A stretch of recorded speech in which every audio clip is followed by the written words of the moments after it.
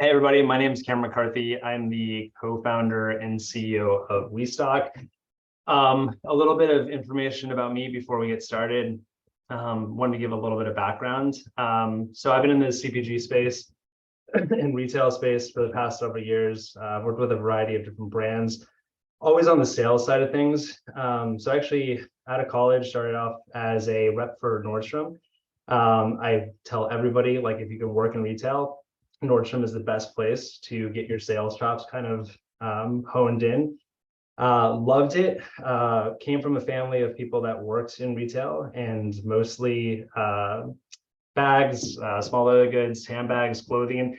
Realized like pretty early on that I didn't like that part of it. I had always thought I was going to be in restaurants and be a chef, but didn't love the hours there. So I needed to find something that kind of blended my love for CPG and food and beverage. And so decided to start looking for a job in the food space and took the first one that offered me a position, and that was in the seafood space. So I actually worked as a sales director for one of the largest seafood distributors in the tri-state area for about 2 to 3 years. Managed a business of about $15 million in high-end hotels, restaurants, food service accounts. Managed the Compass account, which if anybody kind of does business with Compass, they're the largest food company in the country in terms of ordering power. And it was a great kind of start to my career in the food and beverage space. And then we launched a frozen seafood line, and I started to work directly with retailers. And that's when it kind of started to click for me. And I realized like that's really what I love. I love selling into stores. I love just walking grocery stores. Like I'm one of the people that, like, if you just tell me like we're going to Whole Foods for the day, like I'm happy. Like that can be my whole day. I love walking the store. I love talking to retail buyers. I just love the feeling of seeing my product on the shelf. And so that's when I kind of knew, okay, I don't necessarily love the food service part of the business. I really enjoy kind of this retail side of the business. And I decided that that was kind of what I wanted to pursue. From seafood, I went to chocolate. I'm not a specialist. I'm not like a person where it's like I sold frozen, I got to stay in frozen. I wanted to get as much experience as possible in a bunch of different categories. So I moved over to chocolate. From there, I learned how to merchandise. I've spent all my time in the store, learned the importance of really building strong relationships with retail buyers and how to build out kind of a territory. And then from there, I was lucky enough to go become the sales director for a company called Delighted by Hummus. That was kind of where I got to culminate kind of a few years of experience altogether. Joined Delighted by when we were at $1 million in business. 12 months later, I had us at about $6.5 million in business and put us on a path to hit 15 million in year 3. It was awesome to kind of see that explosive growth in a CPG brand. But during my time there, data kind of kept coming up over and over again. I mean, we were a brand that were only 2 to 3 years old, and every single buyer meeting I heard was like, "Where's the data?" And it was kind of confusing for me because as an emerging brand, you're like, "What data are you talking about?" Like, we're only a couple of years in the market. We're not big enough for Spins or Nielsen or IRI data. Like, that's great data to have. But if I don't have a certain level of ACV, if I don't have a certain level of distribution in the market, it's really kind of pointless for me to subscribe to that level of data. So I was really confused when buyers kept asking me for data in these meetings, and I didn't really know what kind of data actually moved the needle for them, or what kind of data we should kind of be presenting. And so we took a step back and we saw that we had a really strong audience. We had customers asking for our products. We were just coming off of Shark Tank. We had a really large social media following, and we were really kind of attuned to focusing on the consumer. And so what we had our consumers do was actually go into the store and put pressure on the retail buyers to carry our product. And we told them to go in, ask for our product, make product requests. And that was kind of the genesis of when I learned about first party data, which is the direct relationship you have with your customer, and kind of the importance of that first party data, and how much more impactful that first party data can actually be on those retail buyer meetings than third party data. And eventually, when we did get third party data at my previous company, like even when I went into the retail buyers and I showed them all this data, it was just kind of like they wanted to pick out one or two kind of key things. It's not like they wanted to go for a deep dive into that data. So it's really difficult to kind of figure out what data you should be prioritizing in these conversations with these retail buyers. Fast forward to today, started WeStock. We're a first party data company. I don't want to bore anybody with kind of what we do. I want to talk about a little bit more about kind of the larger topic here. But we did start a data company, kind of devoted my last 3 to 4 years of my life, kind of building this data company, trying to democratize data for emerging brands. And during that time of kind of starting this company and growing over the last couple of years, I've done about 3,000 demos with brands.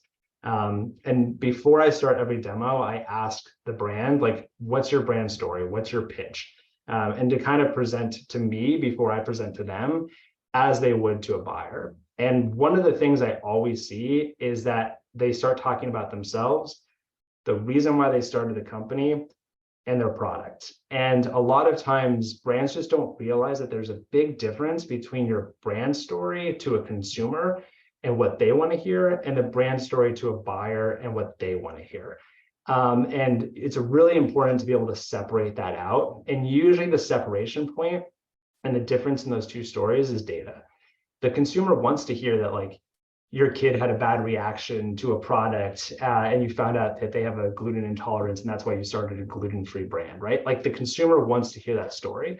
The buyer, sure, they might want to hear that story, but you've got 15 to 30 minutes like in a meeting, or you're just having a conversation in an email thread to make an impact and get them to say yes. And that's really kind of the difficult point, is like, how do you position those stories? I don't want this conversation to be me kind of just preaching for a 15 to 20 minute period. I'd like to have it be super interactive. So I see a ton of brands here that I know, Sarah and Alex and Stu and a few others. Like, I'd love to know just kind of firsthand, like, when you're going in for your first buyer pitch, do you see this kind of like happening to you, where you're getting into a more personal story? And are you seeing that resonate with the retail buyer? And do you have a hard time kind of transitioning to more of a data-driven story? And how are you presenting the data-driven story kind of in that initial conversation? Would love anybody can raise their hand or unmute themselves to kind of like talk on that point and like kind of what's worked for you and what's not. If there's nobody who wants to interject, I can continue to talk, but would love to kind of stop it here and just kind of see kind of what people's thoughts are on that and how they're presenting to those retail buyers in that way.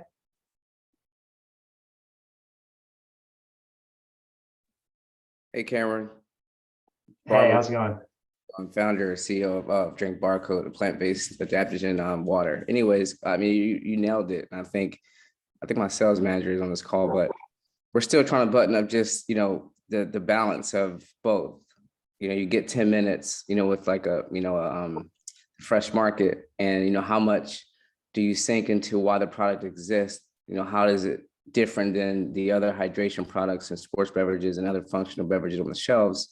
And then, how do you back that up with datas and numbers and margins and ways to distribute it to them where they can make money, because they care about, making money. How can they make room for products unless they can sell it and actually make some margin off of it? So we're still trying to figure it out. So we're excited about this presentation because, as you had the founder and your sales manager on the call, what's the balance of both? Because I think they want to hear both, but you don't want to spend 15 minutes telling them, you bought yourself and why you created it and why you think it's better, because then you miss out on the other, opportunities to talk about why they should place it in a certain position and how can it sell, whether it's cold, whether it's coolers, whether it's shelf stable. That's what they care about. So I think it's right. Yeah, it's a big issue, right? And it's like, you get that 10, 15 minute meeting with a buyer, like, also too, at the end of the day, like, we're selling food and beverages, like a majority of the people in the conversation. Like, it is an emotional thing. Like, the person who's making the buying decision is actually ingesting something that you made. And so it is like, you don't want it to be super rigid and just like be like, okay, I got to hit all my points. Like, you do want to make sure that there's that personal relationship. We're going to talk about this a little bit later on, kind of in the presentation, but really where you want to focus is putting yourself in the buyer's shoes and really approaching the conversation that way, and understanding the things that you want to check off in that conversation that you think is going to make it a successful conversation, is not necessarily what the buyer's looking to accomplish or of the buyer's learning to hear from that meeting.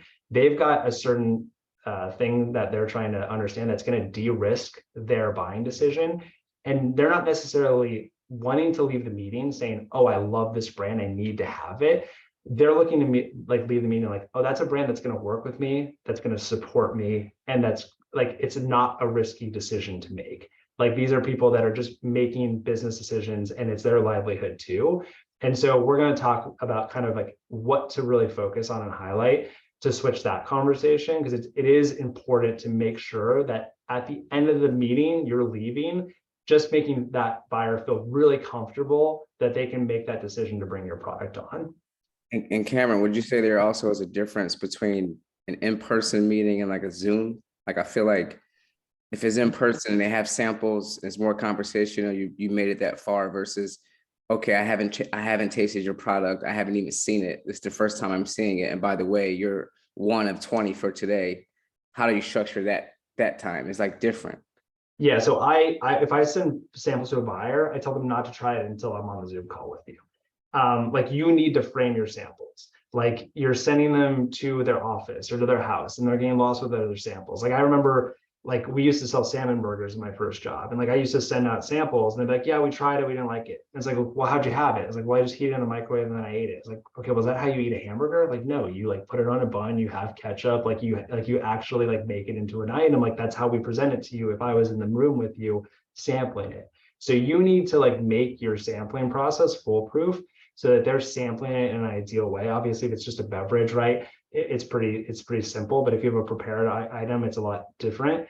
But make sure that they don't sample it until you're on with them. So you can talk them through your decisions on like why you made that decision for the flavoring, what's your best performer, how that item's performing in another account. Like, make sure that you own that process, because a lot of times, like, sending samples to a buyer, you might as well just go take it out to the trash and move it to the front of the street. Like, that's pretty much like the same thing you should do. Like, you got to make sure you own that process, because like, it's expensive to send samples. Like, it's their time, it's your time. Like, make sure you own that process as much as possible. And if you can, like, make sure they're sampling it in front of you, even if it's a Zoom call in the meeting. So it's still a personal kind of and more of an event versus just like a throwaway option.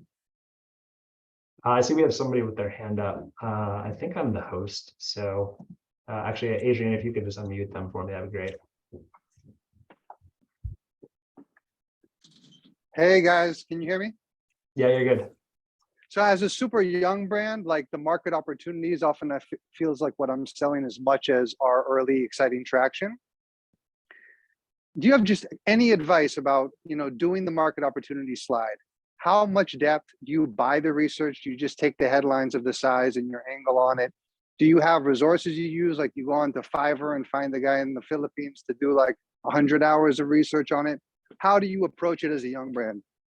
Yeah, so the market slide is usually my least favorite slide in a presentation. And it's a lot of times like, it's like press. Like, I hate when I see press releases in a deck to a buyer. Like, don't do that. Like, it's a lot of like soft metrics, like social media followings. It's a lot of like big headlines. Like, the truth is that the buyer probably knows the trends, right? They probably knows what's happening in their category. You can have a trend or kind of a market slide that supports it a little bit, but I would just kind of add those factors into like your actual product slide. And then I would take your slide that's about the market and focus that more on like support and like what you've seen that's worked in other accounts. So, hey, brand, like, you're very similar to this account. In this account, we're moving this many units per week in store. This is the promotional program we put in place. This is how we're going to replicate that for you. Like, you need to focus on like how you're supporting that brand over like the big macro stuff. Like, they get keto is trending. They get like, they're getting all that stuff, right? So it's like, just move past the fluff, like get to like how you're going to support them really fast. And they're going to appreciate you for that. Appreciate that. Fantastic. I think we have one more question and then I'll move on. Hey, Cameron, this is Suniti, and my brand's name is Pure Mitti. I'm based out of New York. Now, my question here for you is that we sell these unique products as a part of our brand, which is specifically for grocery stores and supermarkets, which is an innovative reusable bag for reducing plastic waste. basically, it eliminates single-use plastic liners when people go shopping and also reduces single-use plastic waste. Now, it has been trending really well for the last 2 years, and I am in quite a few stores in the Northeast as well as in the West Coast. But my question to you is, this presentation that you're doing right now is so timely because I'm looking for data that will support my statement to say that my reusable bag is able to replace about 2,500 to 3,000 single-use plastic bags by one user per year. Now, I'm able to support that argument by using these certifications like Beyond Plastic or Net Zero. Now, how are these certifications and how is this data really looked upon by the buyer? When I do talk to them about it, they get extremely excited, and also they get excited that their consumers will even care for the environment, and they would really pick up this because it is also made by the disadvantaged people in rural India. But I would like to know how this data, I should position it, and how is it actually valued upon, looked upon by the retailers? Yeah, you're packing a lot into one story, right? Like you got a Yeah. ton of value. It's hard to kind of like weave through that to pick like the most valuable stuff. We can always connect offline, and I'm happy to like look at your deck and like walk you through it. I think there's like a big story on just like the clear value proposition. Like you're probably going a little bit too deep on like why the consumer cares about it, right? Like they probably understand, like, listen, like they're seeing the data firsthand, and like consumers want to be more eco-conscious. They want to make better choices for the environment. You're going to have to go into like now a price sensitivity part of it, right? Like how long term are you going to save that consumer money and make the retailer money off of this option, and then blend those two stories together. But like probably without seeing your deck, I'm probably going to grasp at straws, but happy to like chat with you after, send over your deck, and we can kind of workshop that together. That's awesome. Thank you so much. Cool. Yeah, and then again, we can always come back to this. Like I want to keep this kind of a free-flowing conversation, but let's talk a little bit about like what data is relevant.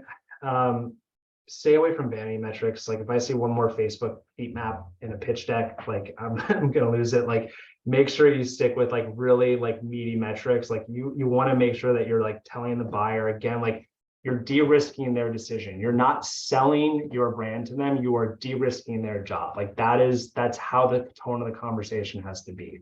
So velocity, units sold per week, per store, per SKU. It's the only metric that really matters. Like that's your holy grail, that's your North Star. If you're selling enough units per store, per week, per SKU, you're going to stay in that store. You're going to get picked up by other stores, and you're going to continue to grow. So like this is really kind of like your North Star metric, and what you want to be focusing on.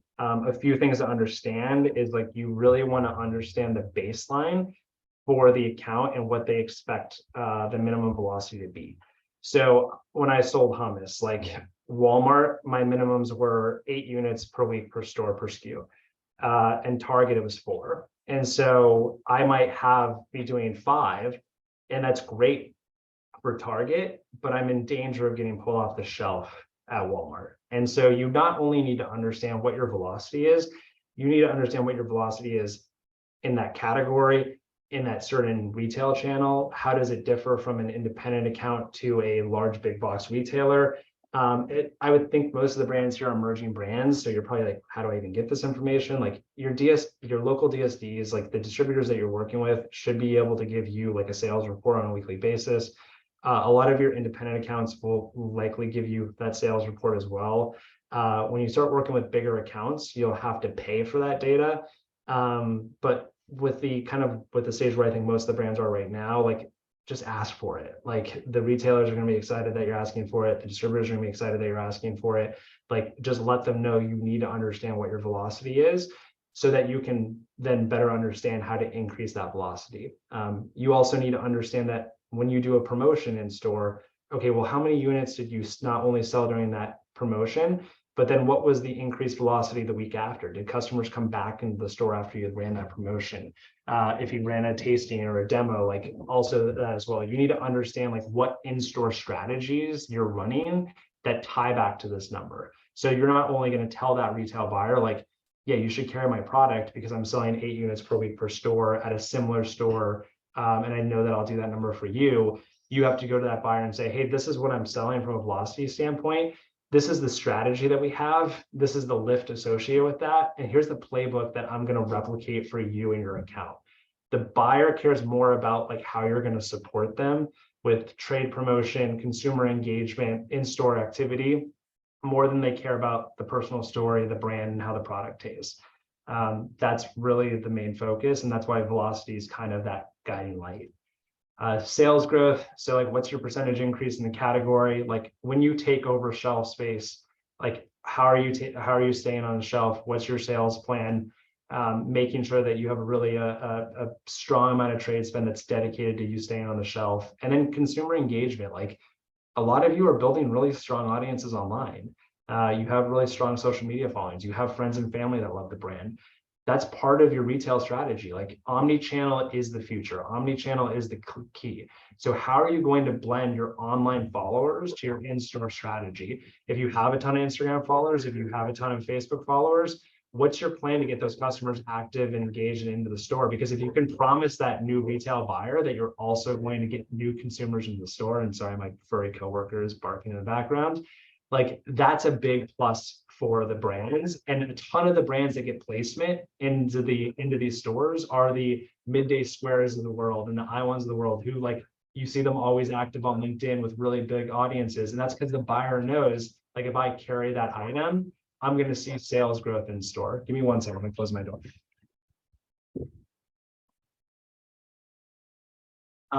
Any questions on this slide? Again, kind of talking about what data is relevant and important. Like I want to make sure that you truly understand like how important the velocity component of this is. And I want to make sure too, like if you are subscribing to Spins, Nielsen, IRI data, a lot of times it can be really overwhelming because it's just rows and rows and rows and rows of numbers. And it's really hard for you to find out like, what do you actually take from that to present? And a lot of times, like just the high level data from that is going to be enough to move the needle for that retail buyer. You don't have to dig super deep into that, especially for that initial meeting.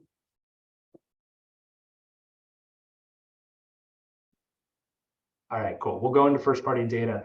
So first party data is kind of like my expertise and like what we've built WeStock around for day one.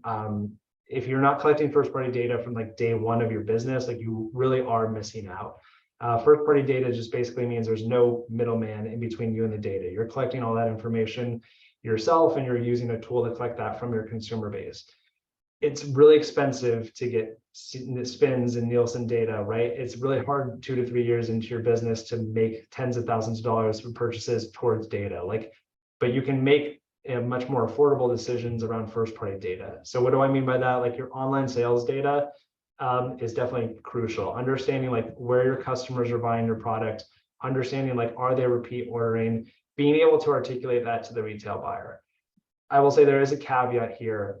A lot of online direct-to-consumer brands will focus way too much on their online sales and think that that's the key to them opening up a retailer in that area. Like, hey, I've got 50 customers that are buying my product in Wichita. Like, I should be in this Hy-Vee. That's a really hard story to articulate to the retail buyer. If you're selling online and you have a strong group of customers that are buying the product in store, like I would just let them know like, hey, we've already have customers that are buying the product in store. But if you're going to bring that up, you then need to have a plan on how you're going to get those consumers in store. And like, it should be like, yeah, we have these customers buying our product online, but we'd really rather push them in store. And here's the plan that we have in place to do that, whether that's promotions or whatever kind of engagement that you want to get those online customers in store. That's going to be first. I'm assuming most customers here or people on this call sell online. Direct customer feedback, so qualitative feedback, right? Why do you care about my product versus the competitors? What SKUs do you want to see from our see about our product next? Like, where do you want to see us stocked? Like, this is stuff where like you can set up a Google form and just put it on your site. You can set up a really easy like Jot form and get that set up like on day one. Like you're having constant communication with like at the farmer's market, right? Like those are consumer engagements that you want to have and save and then come back to when you're going and presenting to a retailer. So no like consumer interaction is too small. You want to be logging all of those and then saving that for when it comes time to actually go articulate that retail buyer story. And then this is my one selfish plug. WeStock, like it's free to join. Like you can sign up today. I think we have 3 or 4 brands that are on the call that are on it. Like we really help you identify like where your customers shop, and then also help you capture that qualitative data, and then help you leverage that consumer demand data to open up new stores. We have a ton of things kind of coming up, direct retail partnerships, and then also consumer campaigns. We've got a ton of consumers that we also put your product in front of as well. So there are other platforms out there that you can get signed up for free or $99 a month that do help you. Don't just think that when we say data, like that means, oh, I got to go pay for one of the big guys' data sets. Like, honestly, if you don't have double-digit ACV in the market, which means like your points of distribution haven't reached 10% of the total market, like you probably don't need that data, to be honest. Okay, so third-party data, I understand these icons that I picked have no correlation to what the actual topic is. This person in front of their TV has nothing to do with third-party data. So third-party data, what do we always think? Like, okay, spins, Nielsen, IRI. That's like what we're trained to really think. Third-party data from day one, like I said, can be your retail, like your local retailer, like giving you the sales like velocity. It can give you your local DSD network, giving you the sales report. It can be you going on a ride along with your distributor and seeing exactly how much product moved from week to week. Like, you need to go out and get that data, and there's crippling expensive ways to go out and do that. Third-party data, when we do talk about the larger ones like spins, Nielsen, IRI, I like to have an internal ACV percentage that I'm tracking that then tells me, okay, it's time for me to go out and get bigger, to go subscribe to this data. ACV is just your all commodity value. All it means is like, what's your points of distribution that you have right now compared to what it could be? So if I'm in 10% of the market, that means out of 100% of the doors that are out there that my product could potentially be in, I'm in 10% of them. And that's usually a good number to start thinking about, like, okay, I'm in a Target or I'm in a Walmart, like I can now start subscribing to this data. And then that data, though, is going to be much more valuable to keep you into the store and show how you're competing against other products in that category than it is probably going and getting new retailer accounts. Like, I think third-party data is super valuable staying on the shelf. It's a little bit less valuable when you're going and making that initial pitch to that retailer. The other third-party data source is going to be from the retailer and distributor. Like, a lot of you probably got signed up with Unify and KeHE. They have data programs that they want you to subscribe to. Kroger has 18 something, I can't remember the name of it right now, that they want you to subscribe to. It's very important for you as a brand to realize that when you sell your product to a store, the money that the store is making off the increase I simply answer to anything as long as you're not rude. Oh, sorry, I think we unmuted somebody. Like what I was saying was like the biggest thing like that I think brands need to understand, especially when you're doing that pitch, and this goes back to the first gentleman's kind of question, is like, you need to understand that the margin or the increase that a retailer is taking on your product and putting on the shelf is not necessarily how they're growing their business or making their money or what's important to the buyer. If you participate in the trade spend program at a Whole Foods and you're doing 6 promotions a year and you're doing demos and you're paying them to participate in a trade spend program, they're making more money off of you paying them for trade spend programs and opting into their data services than the margin sometimes at the store level. And that's actually what's going to keep you on the shelf. So understanding, like, we do kind of live in a pay for play like environment when it comes to retail. And like, when you start going into these larger retail partnerships, you are going to need to allocate a certain percentage of your budget to participate in their data programs and their trade spend programs. And it's not even because you might necessarily view it like you need to have it. It's really because you're showing that retail buyer, I'm here to participate. I'm here to play. Like, I understand the game. I'm here to support you. And I'm going to be a brand that shows up and supports you in your job by opting into the programs that you have available to me. Now, you also need to be smart and have your own programs, because obviously those are really expensive and you need to be able to supplement those with some creative third-party options. But just understand that, like, the retailer is wanting you to opt into those because it's sometimes a bigger part of their making their numbers than just like the margin that they're seeing on the shelf on the increase. Hopefully that wasn't too in the weeds. I would put a mind blow emoji if I had one. So what is the typical, when you get to scale, what % of your budget is going toward these like pay to play programs? Let's move away from that that word, because I definitely don't want it to be associated with that. Like, obviously, like what we think about is like slotting fees or free fill. We at my last company we had a company-wide policy, we didn't do slotting fees. So any retailer meeting I ever got on a plane for, I would always say like, listen, we don't do slotting fees. So like if you're okay with that, like then that's fine, we can have the meeting. The good thing is we were, and I will tell this for all the women-owned businesses that are on the chat right now, we were a women-owned business, we had the certificate, and a lot of large retailers will actually bypass slotting fees if you are a women-owned business or a minority-owned business. So definitely take advantage of those certificates and take the time to get those. They're not only important to the consumer, but to those retailer relationships as well. In terms of like trade spend, so how much you're going to actually spend to stay on shelf and participate in annual programs with the retailer, it's going to go anywhere from 15 to 25% of your total like costs in the product. Like you need to budget that amount into your product, and that's just going towards trade spend. So that's promotions, that's demos, that's slotting fees, that's free fills, that's that's in-store programs. Like on the high end, we see 25, potentially up to 30. On the low end, you see 15. But you need to budget that into your product from day one, because if you're not executing that from a independent store level, like you're not gonna be able to execute it when Target comes calling or Whole Foods or Walmart or something like that. So when you're talking about the cost, when you're breaking that number down, you have your cost of goods like sold, like what it could cost me to get my product made and into their shelf through the distributor. And that number plus like that number for the year, what I expect to supply, plus my spend in store support. Like the in-store support can be 10%. Your support should be like 15 to 20% of that baked into that cost. From the jump, even as a small brand into our first Whole Foods, we should be telling them we're going to put that much money behind that much volume of product. You're going to tell them like what programs you're going to support, and you're going to have your budget that internally, like, hey, I can support 20% of this. And then you're just going to let them know, like, hey, listen, we put together a really strong plan. 20% of our spend is going to go to our trade spend program. You're going to ask them for like their trade spend calendar or their promotional calendar ahead of time. And you're going to ask that buyer specifically, because they're going to lay it out for you. Like, what do the top brands in this category do to stay on the shelf? And they're going to say, okay, they do 4 BOGOs a year. They do two 2-for-1s. They do 5 demos a month, and they're going to lay out the whole thing for you and be like, great. Like, we can match this much of it, and you're going to follow those kind of the footsteps that they've laid out for you. But lean on that buyer, because again, like, they know what works for their category and they know what works for their account.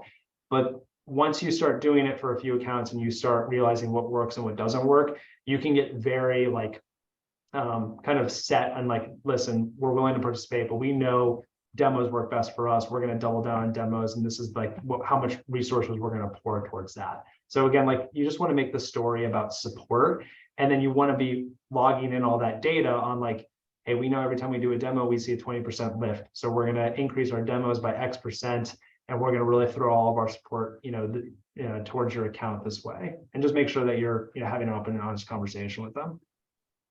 Cameron, I've got so much advice. This is the best tactical sales advice I've ever got. Thank you. Appreciate it. This icon makes a little bit more sense. I guess she's looking at a computer and we're talking about data visualization. So data visualization, this is probably not too top of mind, but I wanted to kind of cover it here. There's a lot of people that are probably reaching out to you about data visualization. Like, when you start subscribing to data, you're going to be kind of underwhelmed with how it comes to you. It comes in just rows and rows and rows on an Excel or CSV download. And then it's kind of like, what do I do with that? So you do want to start thinking about like data visualization. There's a lot of options out there. What you want to make sure is that you just kind of get one that's super simple, where like it's going to take your data and really process it in an easy way. So you're seeing really simply like, what was my increase in this store? Like, where should I be focusing my attention? There's a ton of resources out there. But just like, make sure you don't overspend on data visualization. I see a lot of people that just kind of go bananas on charts and graphs and like all these different add-ins and plugins. Like, you can find like a really good third-party data analyst. You can find some really good tools out there. Microsoft Power BI is an awesome tool, but like, when you start getting the data, like, the one thing I hate when I talk to brands is like, they're like, yeah, we subscribe to the data, we get the data. And then I ask like, well, how are you using it? How are you looking at it? How are you visualizing it? And it's just kind of crickets. Like, you also want to have a plan for like, once we get the data, like, what are we going to actually do with it? How are we going to visualize it? How are we going to put it into action for our brand? How do we position your brand against the competition? One of the things that I don't know if enough brands kind of put themselves in this frame of mind when you're talking to a buyer, but like it's very important for you to understand when you have a conversation with a buyer, that buyer's not only making a decision to bring on your product, they're also making a decision to take off another product. So like you need to understand that, like you need to walk the stores and you need to understand like who the competition is on the shelf. And you need to kind of hone in on like, okay, if this retailer is going to bring on my product, that means they're probably taking off this item. And so how are you going to support that? Like how are you performing against that competitor? Like how is your support plan going to be better than that competitor? Like you have to make that decision really easy for them, because 2 years ago, they were all excited about that brand. They brought that brand in, they made the same decision. They took another brand off to replace it with that brand. So you have to not only make a presentation that's strong enough to make them love your brand, you also have to make it more comfortable for them to remove that other brand off the shelf. One of the stories I really like to focus on is if there's any way for you to focus on your brand being an incremental add-on to the category, that's great. So like when at my last company, it was a hummus company, we were actually a dessert hummus. So like our story was never like, oh, put us on the shelf and take away Sabra. Like that wouldn't have worked. But our story was like, we're dessert hummus, like we're an incremental sale. Like all we're going to do is add on dollars to your total category growth, because no customer is going to be like, okay, should I take garlic or chocolate? They're going to be like, oh, I'll just get both. And so we're going to add top level revenue to your entire category. And that was a story that resonated. Like it wasn't a story about like our branding. It wasn't a story about our product. It wasn't a story about our founder. Like it was incremental dollars that allowed us to become the fastest growing hummus brand in 14 months. Like that was the pitch. So you got to figure out like what that pitch is, what that story is going to be that differentiates yourself from the competitor. It helps you not only support that buyer, but support the entire category. Like how are you going to increase the entire category you're going into?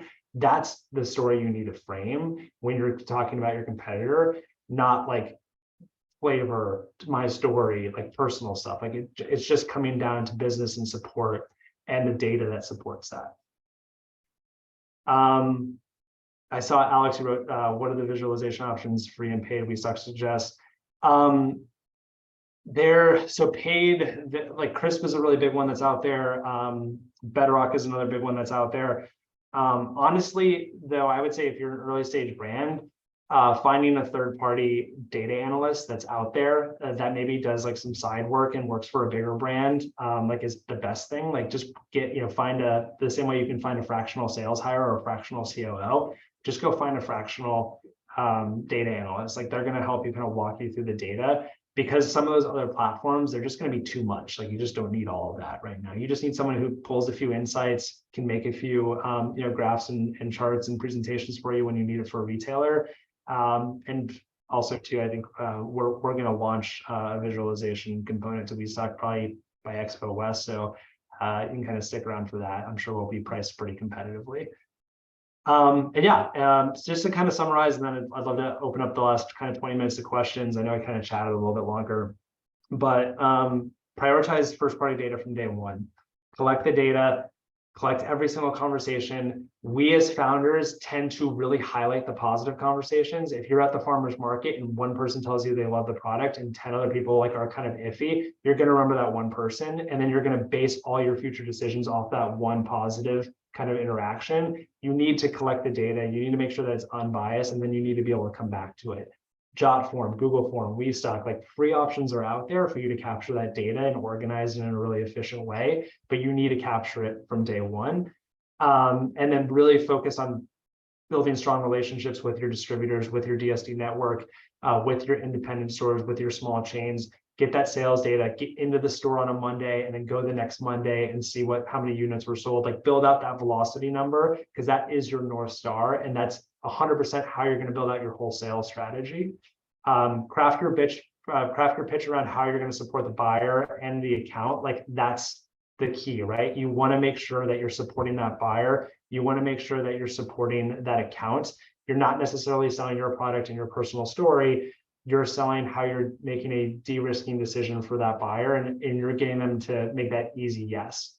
And you want to separate yourself through quantifiable metrics, right? The data we've been talking about this whole presentation, not qualitative anecdotes. People tell me all the time they love my product. Here's a write-up that we just got in this piece. Like, those are anecdotes. You want to really focus on key metrics.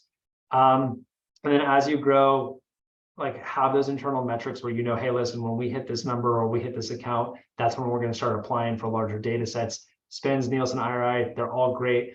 KE, Unify, Kroger, Walmart, all of them have data platforms. If you're in those accounts, they can be super valuable. The issue is we just see a lot of brands that subscribe to them and pay for them because they think they have to, and then they don't use it. So just make sure that you have a plan on how to actually implement that data, because it is a big reason on why you're going to open up that account, by participating in those programs and showing that retailer, that distributor, that you're here to participate and you're here to support them. But if you're not actually using it to your benefit, it's kind of lost. And that, unfortunately, I just see a lot of brands kind of go that route. So we got about 15 minutes here. Happy to answer any questions. Hopefully that was helpful. I tend to ramble a little bit, so hopefully it was concentrated enough for everybody. But yeah, happy to answer any questions here.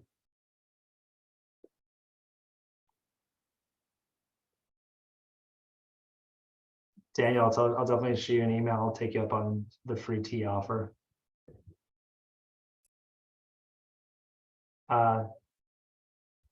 Adrian, do you want to? I have a question from Suniti. Cameron, can you elaborate a little bit about the collecting data part from your customers? Yeah, so I'll kind of go into it from like the standpoint of like what we do here at WESTOCK. So like what we do here is like we work with like emerging brands to capture first party data from day one. So with WESTOCK, what we really focus on is like, where does that consumer shop? So if a customer comes to your site, maybe they don't want to buy the product online. Maybe it's $50 to buy the product for the first time. Maybe there's a cost for shipping, right? So I'd rather try the product in store. So what we do is we capture where that customer shops. We capture what SKU they're interested in. We capture some background information like trend data, contact information, and then we organize all that for you. So you're able to use that data to go out and open up new accounts. So that's like the way we do it, but you could easily cobble together some other tools. It's probably a little bit more difficult to kind of do that.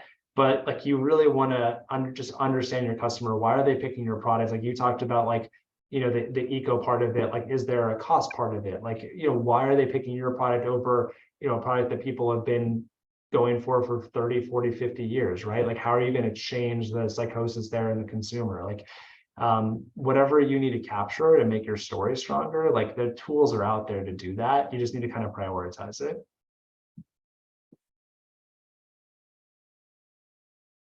Cameron, That was helpful. Thanks for that. I'll definitely connect with you offline. Cool. Thank you. Cameron, we have a question. What data points do you use to pitch your first ever retailer? Probably none that I used, probably when I was 25 selling salmon burgers and seafood sausages.